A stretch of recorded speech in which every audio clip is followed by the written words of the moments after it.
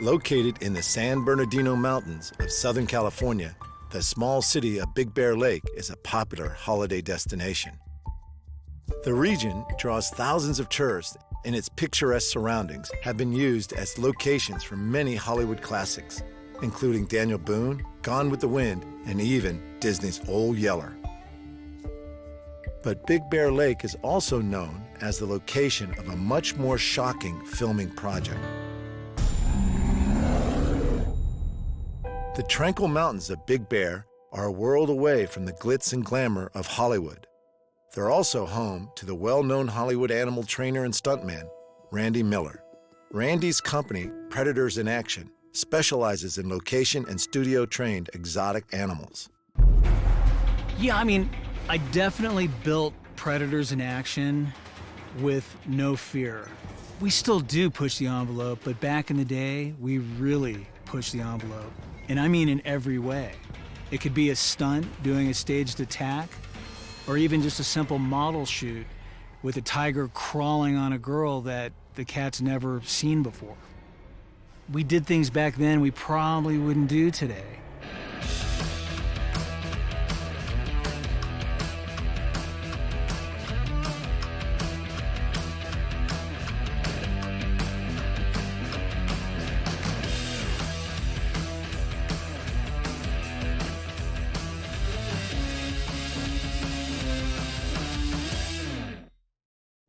Drawn to animals from a young age, Randy's family was in the Seltzer business, and during the 80s, he helped turn the family business into a $100 million a year company.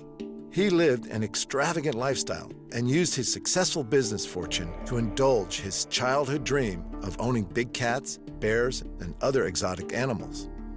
Back in the day, I had great resources to, accommodate these types of animals and to just to get the permits and permission to have them. Basically have them with me wherever I go. And that's really what I did. We built a house in the Hollywood Hills with a 3-story glass cage. It was designed, for big exotic animals. I didn't have any animals live there full time. I had a place out in the desert where I kept all my animals. And I used to bring them in to visit while I was in Hollywood, just so I could always have my animals around. When the family business went bankrupt, Randy was forced to find another way to both earn a living and keep his dangerous pets. He turned his eccentric hobby into a career and began supplying big cats, grizzly bears, and wolves for big-budget Hollywood movies and high-rating TV shows. His signature stunt was the staged attack, where his animals staged realistic but harmless attacks. He created a unique and potentially life-threatening product.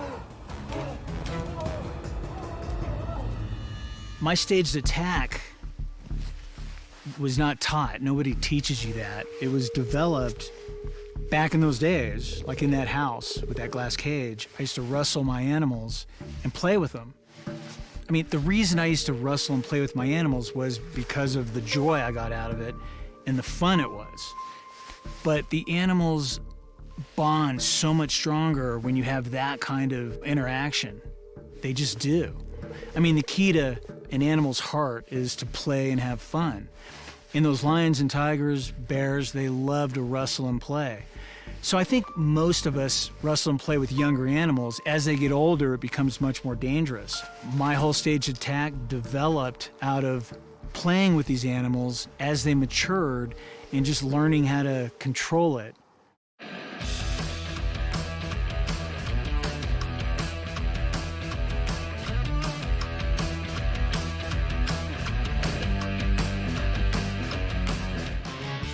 Years of high-risk training with ferocious carnivores yielded the ultimate Hollywood payoff when Miller won a Stunt Academy Award for his role as Russell Crowe's stunt double during the tiger attack scenes in the blockbuster movie Gladiator.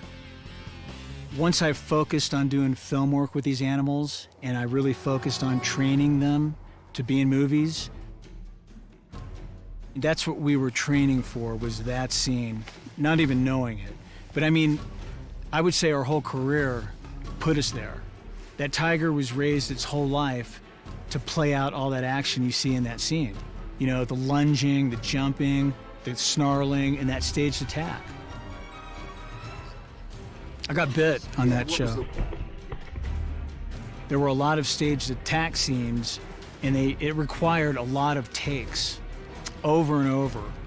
Attacks from the back, attacks from the front. While filming one of those attack scenes, Tara, the tiger I was using, ended up grabbing the wardrobe, which was leather. So she grabbed it, and, you know, she got possessive over it, is what happened. And she ended up biting. She tried to take it from me, and she bit through it and put a hole in my arm. So at that time, they cut and said, hey, we got it, done. Went, undressed, got out of wardrobe. They bandaged up my arm, and then a PA comes in and says, hey, the main camera broke. We don't know when the film actually broke, so we got to go out and refilm all that. Like the special effects camera. They got me back out there. They put a steel plate over the wound, and we started doing it again. And the only reason I was able to continue doing that attack after getting bit pretty bad was I understood why she bit me. You know, she wasn't really biting me. She didn't go after me out of anger. She went after the wardrobe and got possessive over it. Between 1990 and 2011, there were over 300 incidents involving captive big cats in the U.S. 20 people were killed. Over the same time, captive bears killed 6 and injured 61. Working alongside predators is never 100% safe for the humans involved. American Humane is responsible for making sure that the work is safe for the animals. Our job is really just to make sure it's done well.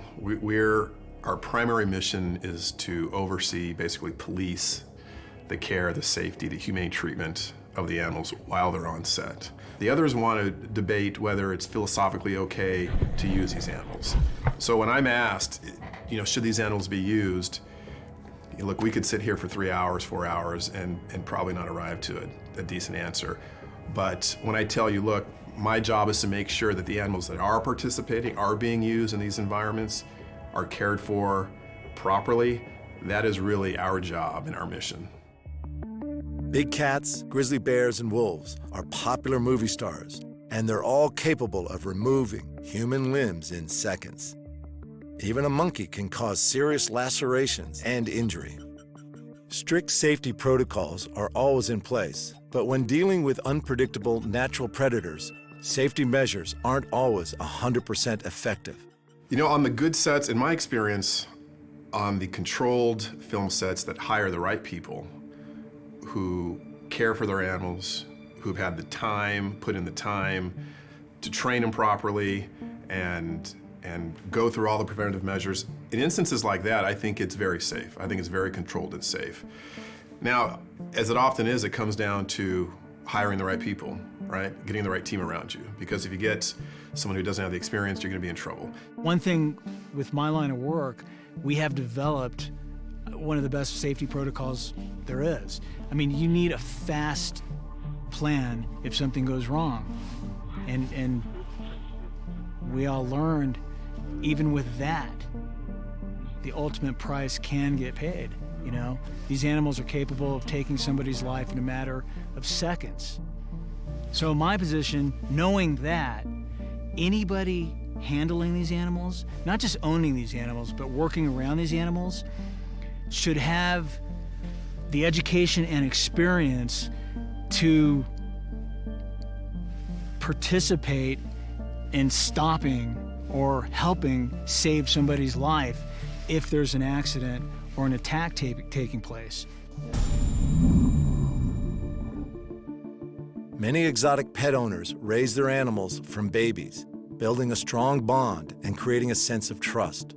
It can be easy to forget that such majestic and affectionate creatures can also be ruthless killers. There could be a false sense of security there where you believe it's safer than it really is. Fire Department emergency. How can I? Hi, Brian with the transfer. She's at Onyx Summit.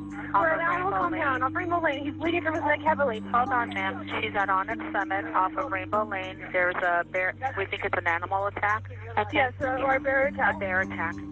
Until you've experienced, what can happen, how fast things can change, you don't really have a clue.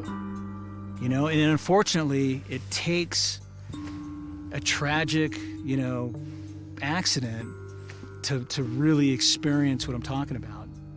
A bear attack, okay. He's bleeding heavily from his neck. We're trying to get him into the car. We need someone here immediately. And, you do this long enough. I know people that have been doing this for generations, and you talk to guys that have been doing this for a long time, we've all experienced something. In 2008, Randy's cousin, Stephen Miller, was fatally wounded while shooting a promotional video at Randy's Big Bear property. Stevie's co-star and killer was a 700-pound, 7.5-foot grizzly bear named Rocky. The attack was swift and completely unexpected. We weren't ready for what happened. That's how fast it is. That's how fast it can happen. I mean, if you actually time it, once it started, it was like 3.5 seconds. It all happened really fast. So we stopped it, and actually Stevie appeared to be okay. We later learned it was a fatal bite, one single bite. 5-year-old Rocky had been trained to wrestle humans and was best known for his appearance as Dewey the Killer Bear in the 2008 film Semi-Pro. Stevie wanted to wrestle Rocky. He'd had experience in the past. Rocky was a great candidate for wrestling somebody that, wasn't doing it all the time. The authorities deemed it an accident based on the injuries. They could tell by the injuries what type of attack or bite took place. They ruled it a single bite in Rocky's case. Although that single bite left a profound scar on Randy, incredibly, he still lives with and cares for Rocky the Bear. A lot of people love animals and say they love animals, but some people, like myself, love them so much they have to be with them. And I think that's the difference. It's easy for somebody to criticize what we do, but they may not have that same desire. I know from experience, I have that desire. That's more important to me than anything else. Keeping my animals, caring for my animals' welfare. I mean, that's what got me into what I do. It really is. It started out as a hobby, and it turned into a profession. You hear about an animal that attacks somebody that had never, had an incident in the past until that moment. And that was the moment with Rocky. Working so closely with these types of animals, owners develop a close relationship with an animal that, in the wild, would see them as prey. Perhaps surprisingly, American Humane's Quan Stewart sees that bond as beneficial for the animals too. This gets into a very big ethical debate. Should these exotics be in film? And, if you have the right people with the right expertise, it can provide the right long-term care for these animals. Yes, I think it's okay. A lot of these animals are domesticated at a very young age. They're used to human contact. They enjoy human contact. I mean, there's a reward there, especially with a creature that could take your life in a matter of seconds. Maybe part of that starts, from the adrenaline rush you get with it, but there's a lot more to it than that. There really is. These animals do show affection. And exotic cats, I've always said, are the most affectionate creatures on Earth. And they are. They will sit with you for hours showing affection. I mean, they're moody, and that's what makes them dangerous. It's kind of like a dog, where they're very friendly and fun. And it usually takes a while before you see their instincts come out, but eventually they will. And all these animals get possessive, and it might be something you didn't see until that moment. And when they get like that, doesn't matter how much they love you, they'll kill you over anything. It's just in their instincts. It's just in their DNA. Today, Randy remains close to his collection of unusual and dangerous pets. 7 big cats and several bears, including Rocky.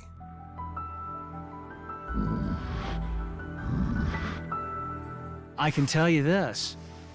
If you put somebody near one of these animals, there is a chance something could go wrong. There is.